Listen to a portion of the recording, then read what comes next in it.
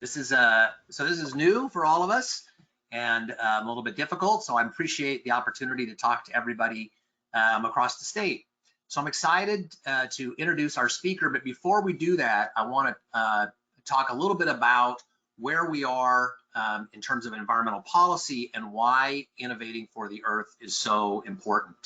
And so if you can go ahead and share my screen.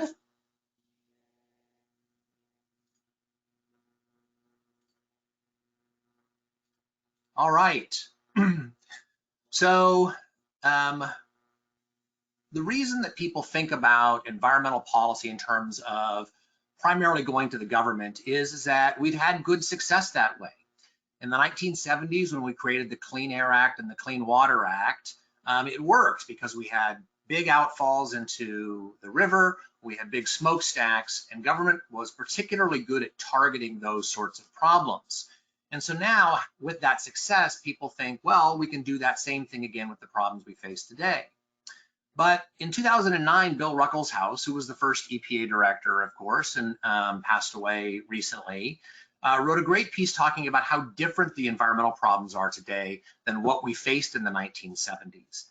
And he made a great point which said that yesterday's solutions worked on yesterday's problems, but we need new ways to address the problems that we have today, and that political solutions may not be the best way to do that. And there's a few reasons why. First is that politicians are rewarded for coolness, for the coolness of their ideas, not necessarily for the effectiveness. Solar panels are cool, they create free energy. Electric vehicles are cool because they're fast. And so politicians want to be associated with cool things, even if there are better ways that are less sexy to help the environment. We tend to subsidize the sexy things, even if they're ineffective. Second, politicians are rarely held accountable for failure in environmental policy. Here in Washington State, Greg Nichols, when he was mayor, started the U.S. Conference of Mayors Climate Protection Agreement, saying that they would meet certain CO2 targets by 2012. But when 2012 came around, they had missed all of those targets. And when I called people in Washington State, cities in Washington State who had signed up to see if they had met their targets, what I found is that about 2/3 of them hadn't even tried, they hadn't even tracked it. And yet none of those people were held accountable, either because they were already gone or because people had forgotten and moved on. And the last is that politicians don't have complete information. Having worked at the state environmental agency, we had a lot of information, but fundamentally the people on the ground who were closest to the problems had the best solutions. And so if you're trying to solve environmental problems, you can't do it if you don't have the best information. So how do we overcome those things? Well, I want to give the example of ocean plastic. And what we see is that while politicians do the best with the tools they have, innovators create new tools. And that's where we are really going to solve some of these problems. So there's a great organization based in Vancouver, BC called Plastic Bank. And what they do is that they pay people in the parts of the world where you're seeing plastic pollution: Indonesia, the Philippines, Brazil, Egypt, Haiti. All of these places have poor systems to collect plastic and collect trash. And so what Plastic Bank does is that they pay people, and you can see a person here turning in some plastic to a little location. Plastic Bank buys it, recycles it, and then sells it to SC Johnson and other companies, who then use that to put it into Windex bottles and other things like that. You're using those financial incentives, and it's all done on their phone where they collect it and register it. And we're actually going to talk with one of the co-founders of Plastic Bank on Earth Day with the young professionals at 7 p.m. So they're a really interesting organization. But they were able to do this because it's international. No single government can address this problem. And the tools that we have in the United States, like banning plastic bags, do very little for this global problem. Things like Plastic Bank make a big difference. And they are having a real impact, and you can see how many kilograms of ocean plastic that they have already stopped from going into the ocean. I'll give one more quick example before we turn to our guest, which is that if you are a birder, that there is an app that you probably have used called eBird. And eBird was created by Cornell University as a way to collect some data about where birds are. And once they put it on an app, the amount of data exploded. And so here you can see all these little dots about where people have sighted different birds and the types, and you can keep your checklist. And if you're a birder, it keeps your life list so you know what birds you've seen and where. But now, once you have all that data, you can start to make decisions. And so Cornell University is able to say, based on all of those data points that they have entered, people have entered through the app, they can say, here's where you see different birds. And this is a cedar waxwing, one of my favorite birds.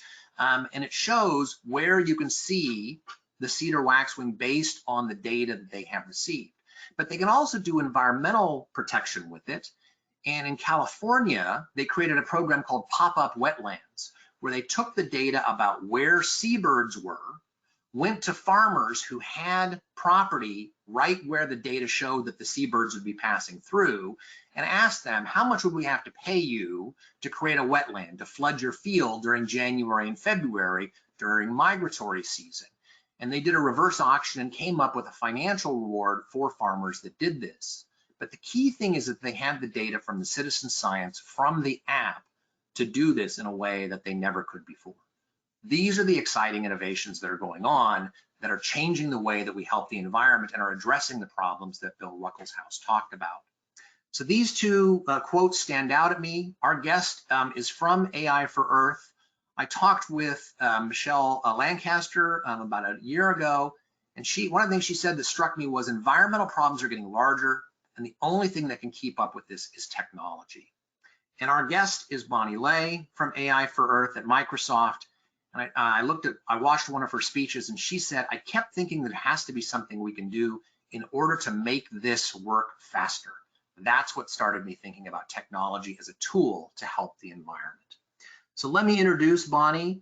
Bonnie is a founding member of the Head Global Strategic Partnerships of Microsoft's AI for Earth program, a 5-year, $50 million cross-company effort dedicated to delivering technology-enabled solutions for global environmental challenges.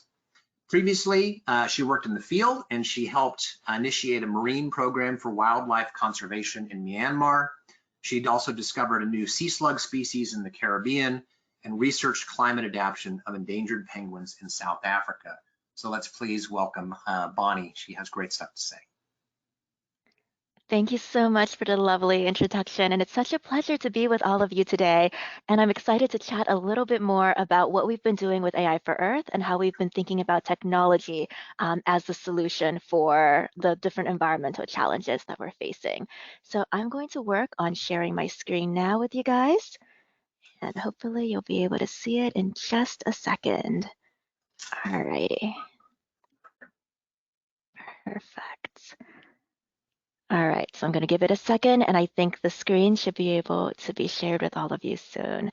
And so exactly like was mentioned quickly in my introduction, I actually did not come from working in technology or business. I was trained as a conservation biologist, and I was focused on thinking about how it is we could work together with human communities to think about how we could conserve some of the most endangered species. And so one of my projects previously was working in Myanmar, where my grandmother is originally from, thinking about how we could work on establishing more sustainable community-based fisheries and setting up some of the right monitoring systems in place so we actually have an understanding of how the fish stocks were varying over time. So as you can imagine, some of that fundamental data that's incredibly important for scientists and then policymakers as well to think about how process is happening and whether or not progress is being made.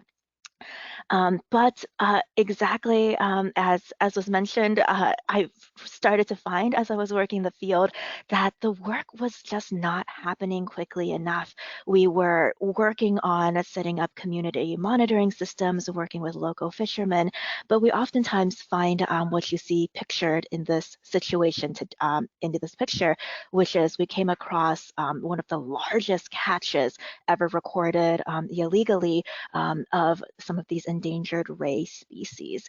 And so that got me thinking a lot about, well, if some of our current systems are not catching up to the sorts of environmental work we need to do, what are some of the ways we could leverage other tools so that we have a hope of being able to keep up pace? And that really started to get me more involved in the world of technology and thinking about how it is that we could take some of the latest technological innovations and apply them specifically to the work that's being done in the environmental space. Um, and as many of you probably are aware of, we are in a moment in our planet where we're facing some incredibly dire environmental situations.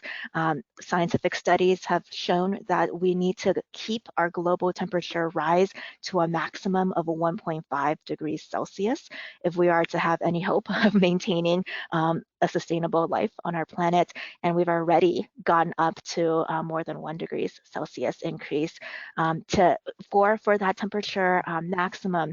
Our atmosphere can only absorb 420 gigatons more of carbon dioxide. And if we're again projecting based off of current trends, we're going to hit that maximum in less than 10 years. And our current climate models, more than 2/3 of them are showing that we're going to be bypassing these maximums. All of this happening while our human population is going to be increasing at more than 2 billion people. And so again, all of these are happening at rates that are going to be, if we're doing business as usual, if we're sort of maintaining current processes, this is not going to be helping us stay on a sustainable future. Alrighty. And so it was really interesting for me coming from the world of science, coming from working directly with communities, to start thinking about what is the role that businesses could actually play, and what are some of the things that large businesses could actually have incredible influence over. And so it's thinking a lot about, again, how businesses, as they think about the ways that they operate, can reduce their own exposure to risk, can avoid contributing to additional environmental problems, and think about how in the ways that they're operating, how they could actually contribute to building sustainable solutions. Seeing if this is progressing. And so specifically at Microsoft, we're thinking about, number one, how it is that we could minimize the environmental footprint of our business operations, and then conversely, maximize the positive impact of the technical products that we're making, as well as the technological policies we're advocating for, and environmental policies that we're advocating for, and the partnerships that we're forming and making. And so at Microsoft, we've actually been carbon neutral since 2012. And this is through a system pretty innovative at the time, which is a true internal carbon fee that we levy across all of the different business groups. So this is everything from the building, the lights that are being turned on by employees in business group, to every flight that they're taking. And it's currently at a $15 per metric ton of carbon fee. And that fee that is collected across the company then allows our central environmental team to look at how we could make the proper investments across 4 different priority areas of carbon, water, ecosystems protection, and waste, and across what we're sort of describing as 4 different pillars for ways that we operate. So again, thinking about our own operations, how it is that we could minimize our impact and align with scientific and international goals. Second, how we could think about developing the products and services so that we could establish the preferred analytical platform and products for environmental solutions. Number 3, how could we work with our customers and partners so that we could actually be able to help others on their own sustainability journeys as we're developing our own. And finally, in policy, how could we advocate for the policies to achieve these corporate and societal goals that we have established? And so some of you may have seen that in January of this year, we came up with a new set of announcements where rather than just being carbon neutral, we're actually setting an ambitious goal of being carbon negative by 2030, so that we're actually taking out more carbon dioxide from the atmosphere than we're putting out. And with this trend of carbon negativity, to actually be on track to remove all of the historic carbon emissions from Microsoft's entire operational history by the year 2050.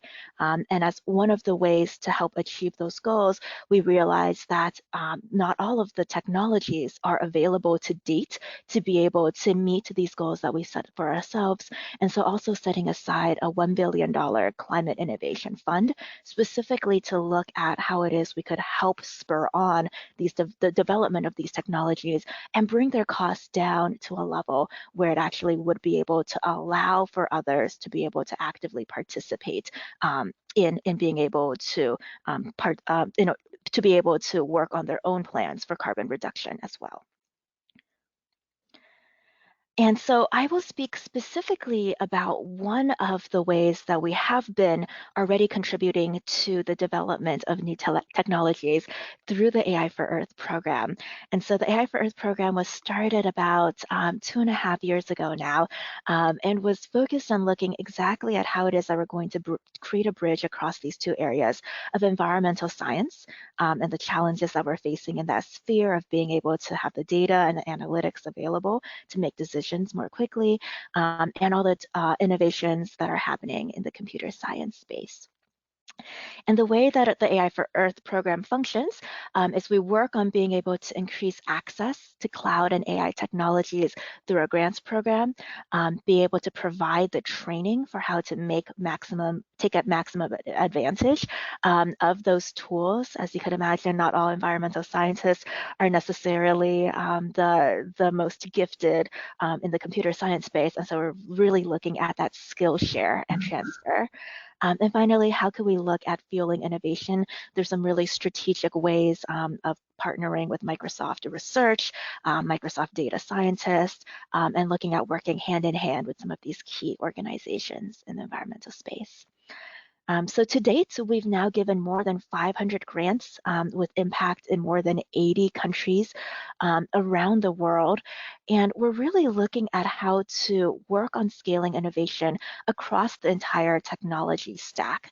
And so what I mean by this is that in order to really be able to create some of these necessary environmental tools, we do need to be able to build out the right building blocks at each one of the steps. And so again, to be able to create some of these innovative AI approaches, you really need to have access to curated data sets that are properly labeled and maintained over time. And so we're looking at how it is that we could help with that data curation and also make some of these key data sets, such as geospatial monitoring data sets, available easily on the cloud so that it's very easy to be able to utilize, share, et cetera, and be able to all build off of that foundational data. What are the right infrastructural pieces to build out to, again, help with the sharing of the work more easily? How can we train the right algorithms so that they're key tool sets needed by the environmental community and deploy them as APIs so that they're easily accessible and could be components of key environmental applications? And how can we help host those key environmental applications on the Microsoft Azure cloud so that they'll be more easily scalable from region to region across the globe? And what we really are working towards is this overall, what we're starting to call a planetary computer. And so what we see again is that we really do need to have this one central platform that's connecting those who are contributing to the data and the analytical tools and those who are going to be able to consume and use them, and to make sure that they're going to be able to be building and using and working on the same platform, communicating needs and communicating new insights as quickly as possible. And so you'll see, to give you a little bit of a sneak peek, Microsoft will be making an announcement this week around some of the ways that we're going to be making additional progress on building out this planetary computer. And so I also did want to give you a little bit more of an idea of some of the projects that we've completed to date. And again, as you could imagine, I could, with more than 500 projects, I could keep speaking about them all day. So if you're ever curious about any specific areas, please do feel free to get in contact with me. I'm going to share just two of my favorites today. And so as you could imagine, I started out sharing a story of how I was working on sustainable fisheries research in Myanmar. So this is an area that's really close to my heart. More than 60% of our oceans are already fully fished, 30% are already overfished, only really 10% left are still fishable. And it's something that, especially in some of the developing areas around the world, which are incredibly reliant on fishery sources for their main nutrition, it's becoming really catastrophic for these local communities as well. And so we're really excited to work with an organization called Ocean Mind. And I'm actually going to have us switch over to the video now so you guys could get a little bit of an intro video to learn more about what they do.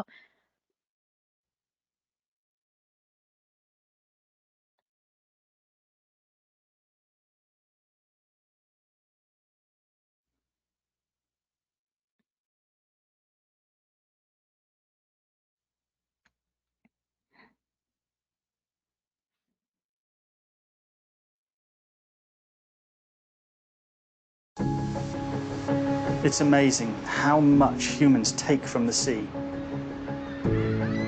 Costa Rica is 92% oceans. We want it to be sustainable. Illegal fisheries is a great threat. It's having an impact in our oceans and in our economy and in our environment. There's many issues with sourcing sustainable seafood. We are trying to push for that accountability on the water. Using Microsoft AI, we empower governments, suppliers, and NGOs at scale around the world to prevent illegal fishing in a way that just wasn't possible before. At Ocean Mind, we receive billions of data points, satellite images, optical imagery, radar imagery, infrared data. We used Microsoft AI to recognize different types of fishing activity, the identity of the vessel, and whether that vessel had a license. We find the suspicious activities so that our analysts can look and investigate it, and governments can enforce more effectively. Now we have data, we can identify vessels, we can identify patterns of illegal fishery and support the Coast Guard. The ability to have third-party verification is crucial in protecting us and our brand as we sell seafood throughout the world. We are making our first API available through Microsoft AI for Earth to anyone who wants to help fight illegal fishing. The time for taking care of the oceans is now. We have the capabilities to change the needle on the sustainability of fishing. I am convinced that we will make a difference.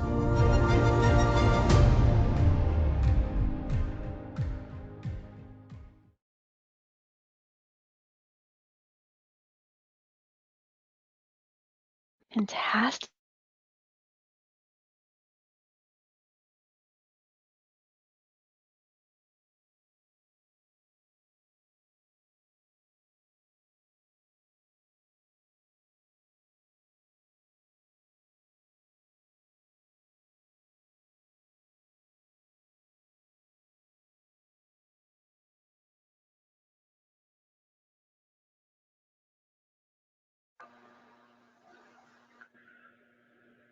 So it looks like we lost Bonnie for a second.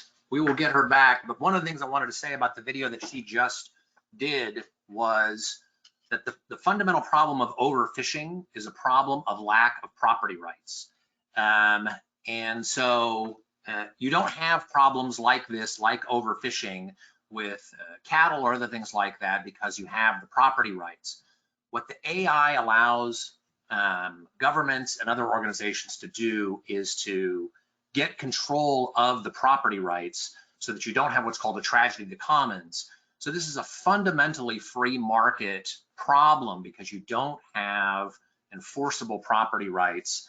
And so technology is allowing us to control for these sorts of things and solve a problem that governments simply were not able to, which is why you saw such a high percentage of those fisheries were already overfished. So Bonnie, I was just explaining why AI is so important in dealing with overfishing, because there aren't enforceable property rights and how that's helping. So with that, I'll turn it back to you. Absolutely. Thank you. Thank you. And yeah, I absolutely love this because, again, as you can imagine, across such a large area of the oceans, it's incredibly hard to be able to track vessel to vessel and be able to actually try to do that monitoring to determine whether or not illegal fishing is happening at all. And regardless of whether or not good policies are being put in place to try to prevent illegal fishing, it's going to, without that proper enforcement, it's going to be impossible to actually keep on track to meet sustainable goals. And so the work that Ocean Mind is doing in coordination with a number of different countries around the world, helping directly with their enforcement agencies, as well as on the business side, and thinking about, especially as consumers are getting a little bit wiser and demanding sustainable fish and sustainable catch as part of their procurement of food, it's going to be able to have that traceability back to each catch and whether or not it was coming off of a vessel that was doing things properly. Having that information is going to be able to make such a big difference. And so I'm going to go back and hopefully share my screen again, if that's going to pop up. Oh, perfect. Here we go. Alrighty, we should hopefully be back on track.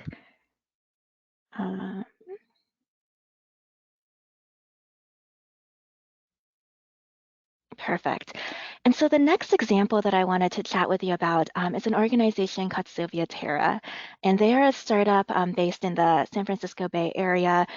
This is what happens when it was a computer science student and a forestry student who met at Yale, and they're sort of the byproduct of their friendship is the startup that's really focused on, as we just talked about Ocean Mind, what is possible when you're able to do that level of monitoring, be able to get very precise down to every vessel in the sea.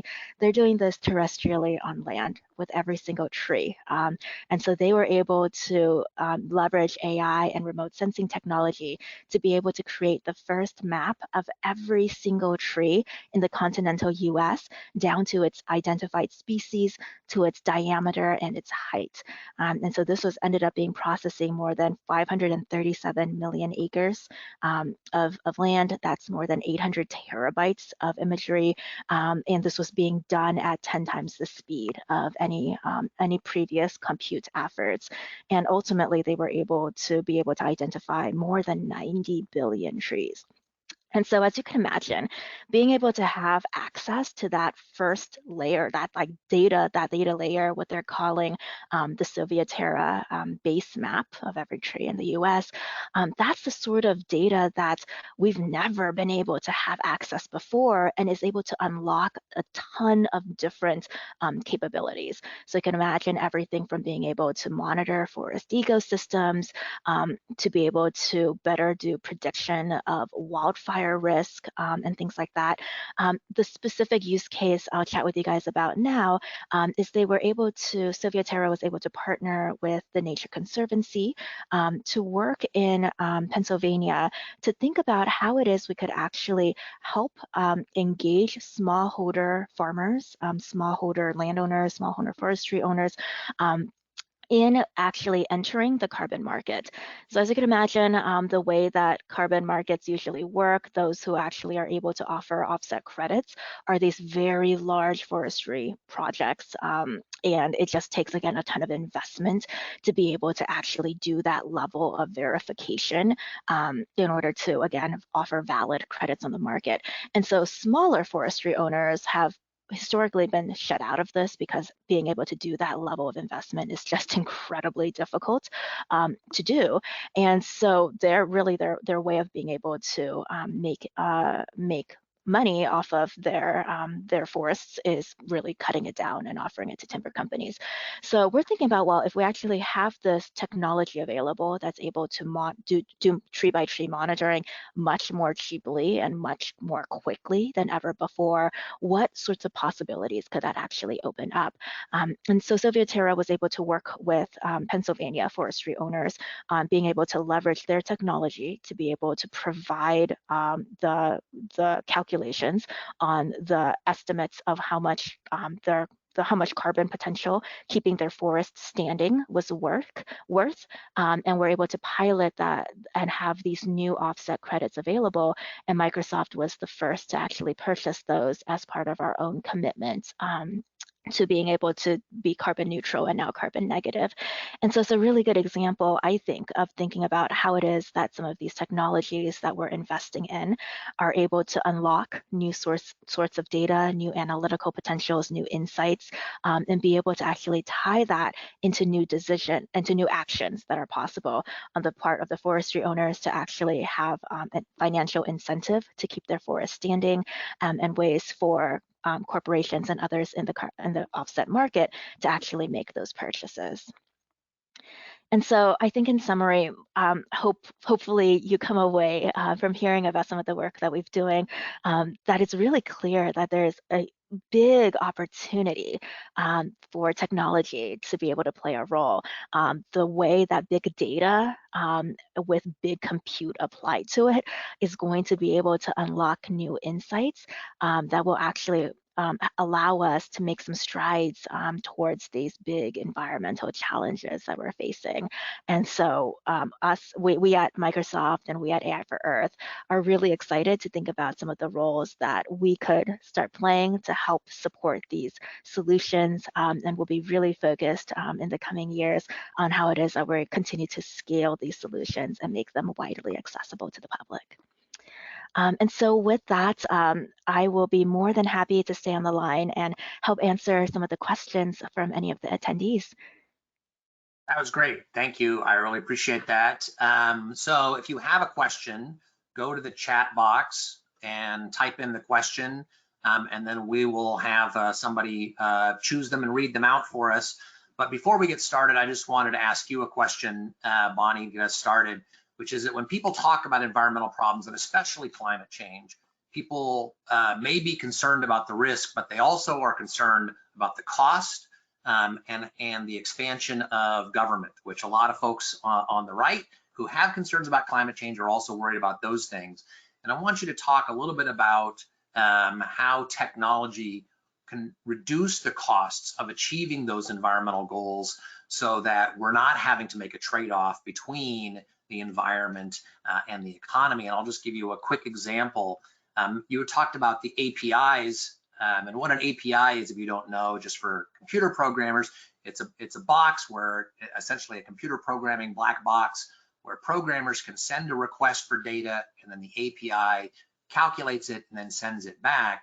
There's a great example over in the UK where there's a company called Octopus, which is a utility which has variable prices, and when during peak demand, when electricity is the highest, they charge much more. But they've published an API, and there are people now who are using that API. One guy created an app for your phone that shows you when you should turn on your clothes dryer and other things so that you get the cheapest rates. And that API allows them to get real-time information to make those sorts of decisions. And APIs can obviously help people who are on the ground who don't have a lot of money. One of the beauties of the market is that companies like Microsoft can make the money to address climate change and their carbon footprint.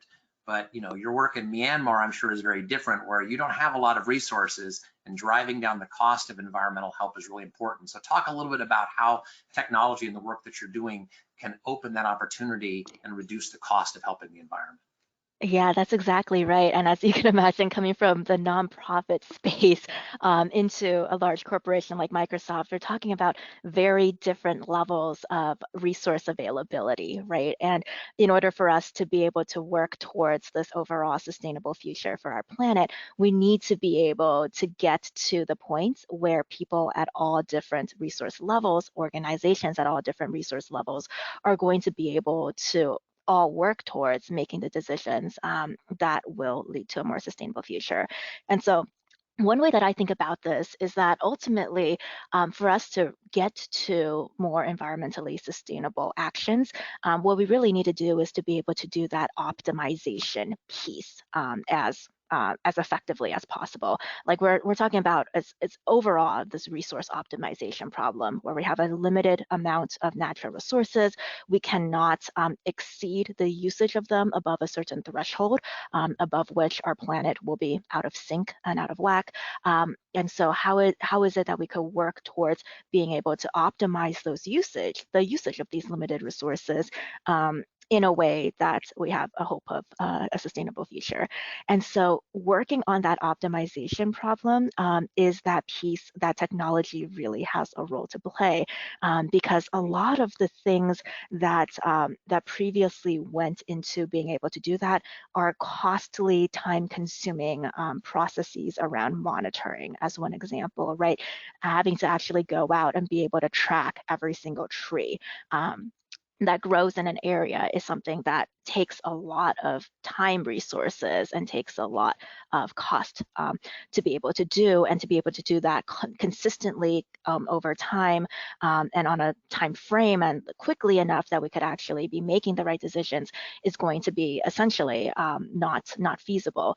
And so thinking really about the ways that technology will be able to help hit upon the right sorts of shortcuts so that we have a chance of being able to do the right sorts of data curation and analytical, pulling out the right insights, the right and analytical insights, that's going to be incredibly key. And I think that the other half to that that's really important is thinking about what are the right ways to do that dissemination, to do that sharing across. And so I think that's another piece where I think us at Microsoft, we at Microsoft are really aware of the fact that we have access to certain technological features. We have access to resources that not everyone does. And so some of the most costly first steps are really on that research investment, are really on that first development piece. But there are ways, if we could think about how to do that scaling, how to be able to bring in more people, whether it's our customers and our partners around the world, then that's going to be that way that we could actually be able to share that out more broadly at much lower cost than in the net new development and creation. And so I think that's really core to what we're doing at AI for Earth and in our work on the planetary computer, is the idea that we're not expecting, and we definitely don't want to have just a lot of independent efforts putting in lots of resources to do net new creation. It's really about how to bring people to the same platform so that we could share our resources and work together towards developing these key tools that are necessary. Yeah, that's great. So let's go to David Bose, who is looking at our questions. Dave, do we have any questions? Lots of questions, Todd. Thanks so much. Representative Matt Bonke has a question. Ocean Mine sounds amazing. My concern and question is, how are they tracking the individual boats, the fishermen, the fish, and is this a data privacy issue? And a follow-up, how are they monitoring when illegal fishermen will just turn off their GPS? Is there a way to track this illegal fishing without intruding on their personal privacy? Fantastic question. And yeah, to chat a little bit more about what exactly Ocean Mine is. What they're using is a combination of a couple of different data sources. And so there is information directly on some of the vessels, especially on the legal vessels who are doing things correctly, that transmit location information. And that's one of their data streams that they pull in. Another piece that they are pulling in is also remotely sensed imagery. So you could imagine the satellite imagery from overhead. That is all sort of publicly accessible, available information from a number of different large geospatial data providers, both governmental as well as some of the private providers. And being able to, the tricky part is previously, right, it's like you have this vast store of geospatial information, being able to actually pick out specific things on land or in the water is very, very difficult. And they've worked on creating some algorithms to be able to specifically pick out vessels and vessel types.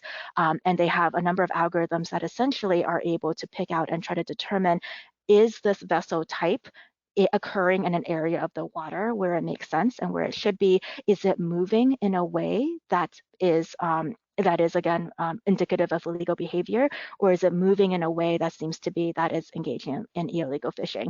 And so a lot of those predictive measures are really focused on, again, like all of the legal purposes will be filtered out, and it's specifically on the actors that seem to be behaving in erratic ways that are picked out in this imagery. Next question. I'm sorry, Todd, did you want to address that as well? Go ahead, next question. Regarding Microsoft's goal to become carbon negative by 2030, can you talk a little bit more about how Microsoft is planning on achieving this? More specifically, is it mostly through entering the carbon markets or through other technologies? Absolutely, great question. And so as a part of that, as you can imagine, we have both short-term as well as longer-term plans to already try to meet those goals. We do need to start acting immediately now in the short term in investing in what is already available on the market. And so as you can imagine, a lot of that is going to be what is currently available in the carbon offset market, and really short term, it's going to be a lot of different natural climate solutions that we could work on helping accelerate and increasing purchase of. So again, short term really focused on what is possible now and how it is that we could already immediately make moves towards increasing the types of offset that we've done in the past. In the sort of the middle to long term, especially through that climate innovation fund that we've put together, we're starting to do the investments in some of these novel technologies that don't already exist yet. Because again, we think that it's expansion of the types of technology such as direct air carbon capture that are going to have great potential as well, but they're currently at a level that's not really available and the costs are too high. And so we're looking at what are some of the ways that we could invest in the right players who are doing really interesting work to be able to help make some of these technologies more available, and hopefully through some of our investments ultimately bring the cost down to a level where others would be able to participate as well. One of the things that I love about that is you talked about the cost of doing that. So one of the things that I stressed early is that politicians are not always accountable for the expenditures that they make. And in Washington State, we unfortunately don't set a standard for how we reduce CO2 emissions. And so we subsidize things like rooftop solar. And Western Washington is one of the worst places. We did a calculation that subsidizing rooftop solar in Western Washington cost about $1,600 to reduce 1 metric ton of CO2, whereas the market rate is between $7 to $10. So that's one of the things I love about market approaches, and what Microsoft is doing is that they're trying to get the most bang for the buck for every dollar. You don't always see that with political solutions. So Dave, let's ask our next question. Sure, this is from a viewer, we'll say initials JC. They have a question they fear is a dumb question. They want to know, are there plants which consume large amounts of CO2 that we could cultivate in a large number, gardens on top of buildings, things besides large plots of undeveloped land? Yeah, and there's never a dumb question. That's actually a great question. And the answer is absolutely. There's different species of plants, different species of trees that are able to take out more carbon from the atmosphere. And I think that hits upon a really interesting point, which is again going to that fact about optimization. When there's a lot of different reforestation or afforestation projects, picking out the right species to be planting is actually a key component. And in each different geography, the best optimal species actually is different.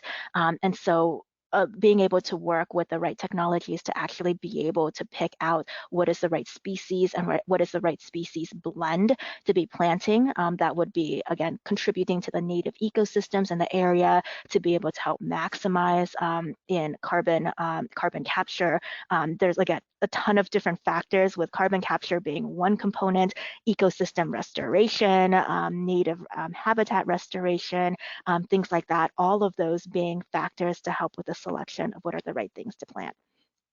And we actually see that in Washington State. In Western Washington, hemlock, Doug fir are the primary species that you want. In Eastern Washington, it's ponderosa pine. And actually, the second part of that is that the University of Washington has really interesting research talking about how you maximize carbon sequestration in forests over time. And one of the ways that you do that is you allow a forest to grow rapidly, and then you harvest that forest and sequester it in the form of buildings. And we have great technology now with what's called cross-laminated timber, where you can build taller and taller buildings out of wood that holds that carbon and sequesters it in a very energy efficient way. And then you replant and you start that process again so that you are constantly having forests growing at very high rates, sequestering a lot of carbon, rather than just letting a forest sit and then stop growing. Once it stops growing, it stops bringing in the carbon. And so the University of Washington has done really nice work showing that if you have those forests growing rapidly and that you harvest them and turn them into buildings, you can maximize the amount of CO2. I think we have time for one or two more questions, Dave. Yes. Are there any opportunities for Microsoft to help dairies accelerate carbon sequestration projects? Sorry, can you say that again? To help who with carbon sequestration projects? Dairy farms. Oh, dairy farms. Yeah, are there any opportunities for Microsoft to help dairies or dairy farms accelerate carbon sequestration projects? Yeah, actually, absolutely great question. We do have a couple of dairy farm projects among the 500 that we've been supporting to date. There's some really interesting work doing essentially better cattle tracking and being able to help with their health, being able to have a better understanding of their diets and what they are emitting at their back ends, and being able to look at ways to be able to help with that. To sort of expand on that, we also do a lot of work in the agricultural space in general, really widely, so not just dairy farm specific necessarily. Agriculture is one of the focus areas of AI for Earth, and we've worked with a lot of interesting projects that are looking at precision agriculture, to look at more precise irrigation measures, to look at ways to improve and increase yield with various optimization algorithms. So lots of interesting work in the agriculture space in general. So this will be the final question, Todd. Yep, go ahead. What applications do you have for the transportation sector, which contributes 40% of greenhouse gases? Absolutely. Another great question. We could also chat more about this offline as well. We definitely do have transportation projects that we've supported as well, looking at more efficient routing there's a really interesting startup that does really efficient routing of public transportation mechanisms, to think about ways to do that and allocate that resource in a way that's going to be, again, more efficient and more effective. So I think, again, going back to that theme of optimization, is really thinking about how it is that with the fewest amount of resources put out, we could service the most amount of people. And so we definitely have some projects in that space. I will mention that for the AI for Earth program specifically, we do focus our work on 4 different areas of agriculture, water, biodiversity, and climate change. And climate change being an all-encompassing one, but really focused a lot on climate modeling, weather patterns, and things like that. And there's other parts of the company that do a little bit more work on things such as energy efficiency, transportation, sustainable cities development, and things like that. So a lot of richness of work in some of the other corners of Microsoft. Well, this has been really good. Thank you so much, Bonnie, for joining us. I think this is exactly why I wanted to have you on and talk about AI for Earth. As I said, having worked in public policy for about 2 decades on the environment, politicians do the best they can with the tools they have, but innovators create new tools, and that is exactly what you're doing. And I think it's going to really make a difference for the environment. So that wraps up this part of the program.